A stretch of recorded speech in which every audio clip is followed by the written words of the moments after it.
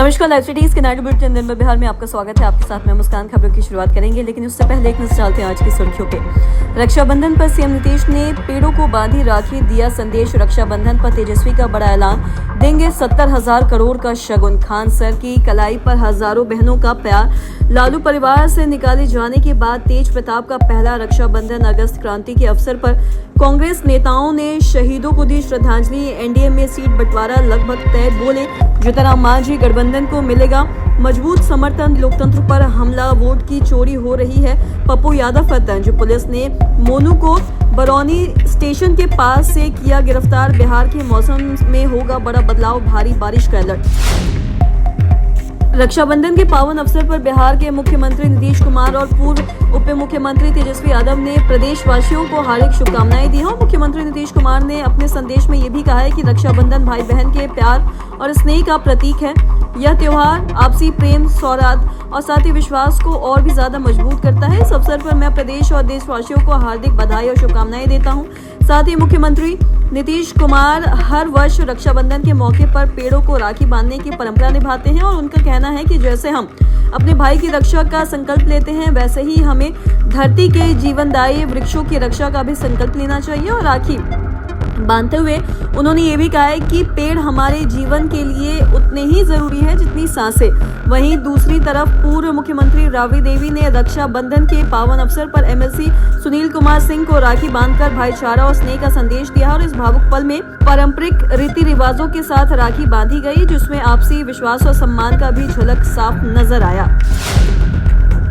नेता प्रतिपक्ष तेजस्वी यादव ने सोशल मीडिया के माध्यम से बिहार की बहनों को रक्षाबंधन की शुभकामनाएं देते हुए लिखा है कि मेरे प्रिय बिहार की बहनों, आप सभी को रक्षाबंधन की हार्दिक शुभकामनाएं। ईश्वर से प्रार्थना है कि यह त्योहार आपके जीवन में सुख, समृद्धि, शांति और प्रगति लेकर आए। साथ ही तेजस्वी यादव ने ये भी कहा कि पेज का एक पत्र भी सोशल मीडिया पर जारी किया और अपने पत्र में तेजस्वी यादव ने नीतीश सरकार पर 70,000 करोड़ रुपए का घोटाला करने का भी आरोप लगाया है। साथ ही उन्होंने ये भी कहा है कि सत्ता में आने के बाद उनकी सरकार यह पैसा वापस लाने का काम करेगी। और उन्होंने ये भी कहा है कि वसूली के बाद वो पैसा बिहार की बहनों को रक्षाबंधन के मौके पर शगुन की राशि के रूप में दिया जाएगा। उन्होंने ये भी कहा कि सब सोचा जा चुका है, सारा ब्लूप्रिंट बनाया हुआ है। तेजस्वी का बिहार की हर बहन से प्रण है कि मैं बेरोजगार, महंगाई, अपराध, गरीबी, भ्रष्टाचार से साथ ही करता हूं। और तेजस्वी यादव ने यह भी कहा है कि अपने पत्र में महिलाओं को हर महीने 2500 रुपए देने, माई बहन योजना, बेटी प्रोग्राम, सामाजिक सुरक्षा पेंशन 1500 रुपए प्रति महीना करने जैसे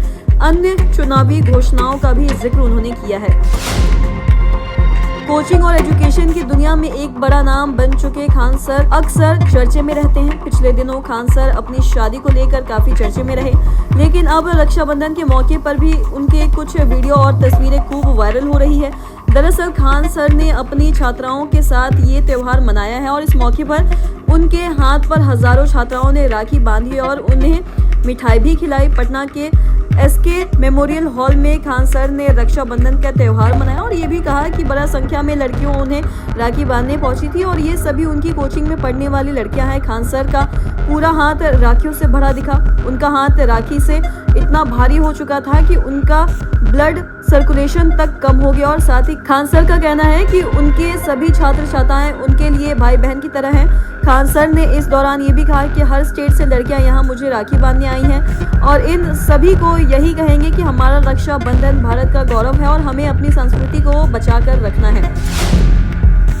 राष्ट्रीय जनता दल और लालू परिवार से निकाले जाने के बाद अलग रह रहे तेज प्रताप यादव ने रक्षाबंधन मनाया। लालू के बड़े बेटे ने अपनी मौसेरी बहन से राखी बंधवाई और उनका नाम पिंकी कुमारी है। फोटो खुद तेज प्रताप यादव ने सोशल मीडिया पर साझा किया।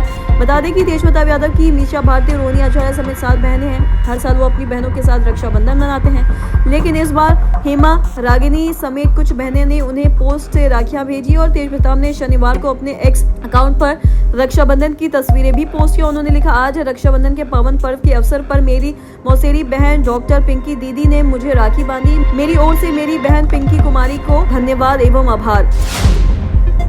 भारत छोड़ो आंदोलन की 83वीं वर्षगांठ के अवसर पर बिहार प्रदेश कांग्रेस कमेटी द्वारा आज राजधानी पटना स्थित शहीद स्मारक पर अमर शहीदों को श्रद्धांजलि दी गई। तो वहीं बता दें कि राष्ट्र की एकता व अखंडता को बनाए रखने की प्रतिज्ञा भी ली गई। इस मौके पर कांग्रेस सेवादल द्वारा सदाकत आश्रम से शहीद स्मारक तक और भव्य तिरंगा यात्रा निकाली गई। इस तिरंगा यात्रा का नेतृत्व बिहार कांग्रेस अध्यक्ष राजेश राम और सेवादल बिहार के प्रभारी अफरेज खान और एवं मुख्य संगठक डॉक्टर संजय यादव ने किया है और यात्रा सदाकत आश्रम से शुरू होकर एलसीटी घाट, राजापुर, बोरिंग रोड चौराहा, हाईकोर्ट मोड़, वीरचंद पटेल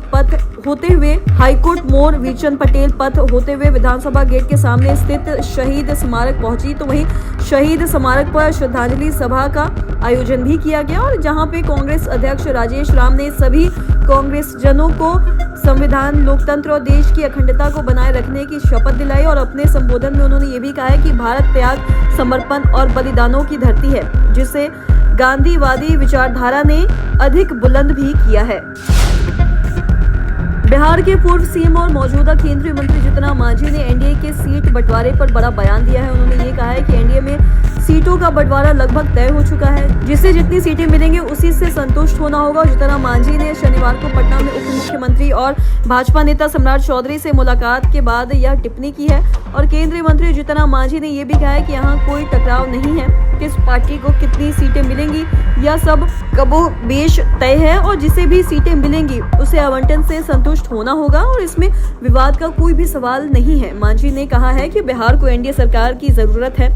विपक्षी दल जिस तरह से झूठे बयान और गलत सूचनाएं फैला रही हैं, उसे देखते हुए इसका मुकाबला करने का एकमात्र तरीका 2025 में एनडीए सरकार का गठन सुनिश्चित करना है। लोकतंत्र जनशक्ति पार्टी रामविलास के प्रमुख और सांसद चिराग पासवान ने बहनोई अरुण भारती ने आगामी बिहार विधानसभा चुनाव को लेकर बड़ा बयान दिया है। उन्होंने ये भी कहा है कि पार्टी राज्य की सभी 248 सीटों पर तैयारी कर रही है और जहां जहां पार्टी चुनाव लड़ेगी वहां पूरी मजबूती के साथ मैदान में उतरेंगे। अरुण भारती ने कहा है कि सीट बंटवारे को लेकर एनडीए गठबंधन में बातचीत जारी है। उन्होंने ये भी कहा है, स्पष्ट किया है कि जो सीटें एलजेपी रामविलास के खाते में नहीं जाएंगी वहां पार्टी पूरी ताकत से एनडीए उम्मीदवारों को समर्थन देगी। उन्होंने चिराग पासवान के नेतृत्व की तारीफ करते हुए ये भी कहा है कि चिराग पासवान में विजन और नेतृत्व की वह क्षमता है जो किसी अन्य नेता में नहीं है। बिहार की जनता को ऐसे ही नेतृत्व की जरूरत है और विपक्ष पर निशाना साधते हुए अरुण भारती ने यादव नेताओं पर भ्रष्टाचार के आरोपों का भी जिक्र किया है और ये भी कहा है कि जनता अब सब समझ चुकी है। उन्होंने मतदाता सूची को लेकर भी चुनाव आयोग पर सवाल उठाते हुए ये भी कहा है कि जहां गलतियां हुई हैं वहां सुधार के लिए आयोग को समय देना होगा और साथ ही जिनका नाम लिस्ट से हट गया है वो समय रहते दोबारा नाम जुड़वाएं। बिहार की राजनीति में अक्सर अपने बेबाक बयानों से सुर्खियों में रहने वाले निर्दलीय सांसद पप्पू यादव ने एक बार फिर से केंद्र सरकार और सत्तारूढ़ बीजेपी पर तीखा हमला बोला है। चुनावी माहौल में उन्होंने ये भी लोकतंत्र, वोटिंग प्रक्रिया और गठबंधन की नीयत पर कई गंभीर आरोप लगाए हैं। पप्पू यादव ने ये भी कहा है चुनाव आते ही उनको राम याद आने लगता है और कभी राम मंदिर कभी जानकी मंदिर की बात करते हैं। ये सिर्फ चुनावी जुमलेबाजी है और नरेंद्र मोदी जनकपुर जाकर शिलान्यास करते हैं फिर भूल जाते हैं। उन्होंने आरोप लगाया है कि देश भर में सत्ता की लालसा में बीजेपी ने चुनावों में चोरी की है और कर्नाटक, महाराष्ट्र और बिहार हर जगह सत्ता पाने के लिए वोट की चोरी की गई है। वोटर लिस्ट में भी गड़बड़ी है और अगर ये सही नहीं है तो चुनाव कैसे सही है। पप्पू यादव ने केंद्र सरकार की कार्यशैली को लोकतंत्र पर सीधा हमला बताया है। उन्होंने ये भी कहा है कि चाणक्य सच्चाई पर चलता था। ये लोग सत्ता के लिए वोट चोरी और संवैधानिक संस्थाओं का दुरुपयोग कर रहे हैं और यह न्याय के मंदिर और लोकतंत्र पर हमला है। प्रशांत किशोर के हालिया घोटाले के दावों पर पप्पू यादव ने प्रतिक्रिया देते हुए ये भी कहा है कि जो घोटाले की बात कर रहे हैं उन्हें पैसा कहां से मिल रहा है, उनकी फंडिंग की जांच क्यों नहीं हो रही है।